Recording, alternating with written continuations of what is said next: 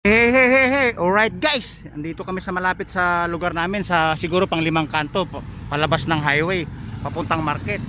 Guys, nagkaroon ng ano dito yung traffic dahil ginagawa yung kalsada, nag-iispalto.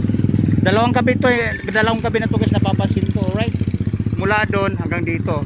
Susuyurin natin papunta doon. Maraming ano doon maraming nagtatambak ng mga buhangin at saka solid, liquid na ano bang tawag nun, yung mga langis like this. Ito yung sinobra guys. Ayan malapit lang to sa lugar namin. Alright, malapit na sa lugar namin. Alright mga idol, shout out. Alright guys, yung ginagawa ngayon patod doon sa dulo. Siguro may mga mga 200 meters. Alright. Ayun Kaya guys, kabilang way lang yung nadadaanan. Kasi yung kabila basang-basa pa. O diba, nakita na naman. O diba, nakita nyo na. Ayan guys, siguro 5 dump truck po yan nakaparada, nakahilera. Alright, ayun malapit lang to sa Baliwag Terminal. Doon, papuntang terminal po yan. Ito naman papuntang market. Bilihan ng mga items, grocery, damit.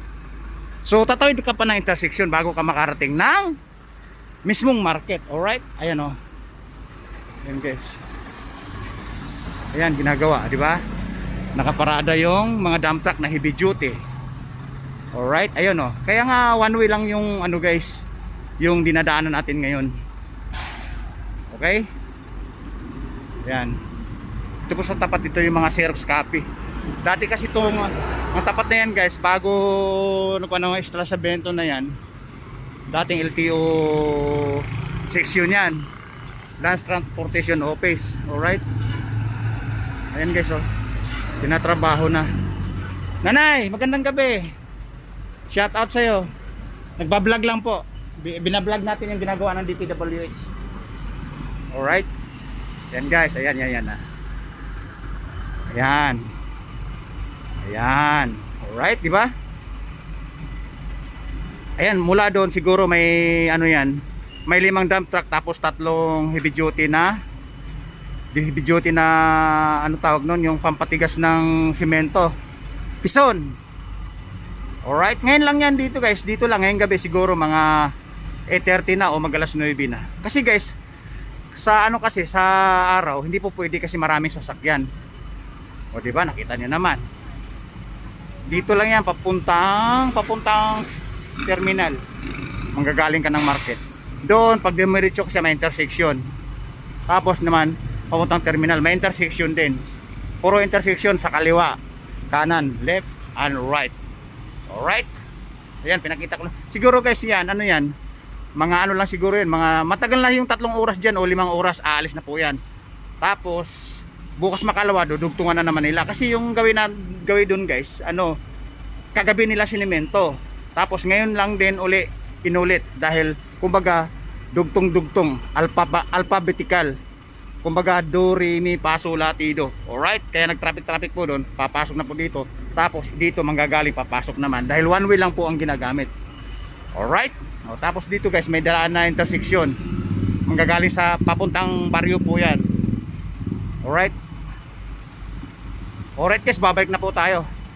Sinusyo ko lang sa inyo yung ginagawa ng DPWH ngayong gabi. Alright. Nanay, punta na ako dito. Salamat. Alright guys, punta na tayo dito. And guys, babalik na po tayo. Tingnan sa kabila guys, basang-basa pa Yan po yung langis, tapos may halong ilikitran. Katulad nito kasi natuyo na po to kasi kagabi pa to.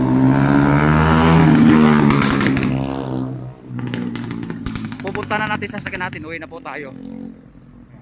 Yan yung ginagawa ngayong gabi. Siguro sabi ko nga guys, matagal na yung 3 oras o 5 oras yung gawain na yan. Tapos bukas makalawa, uulitin naman nila. Alright.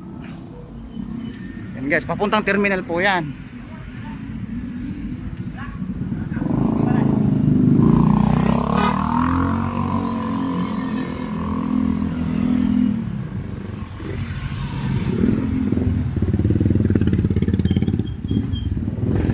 Yun yung kaputol.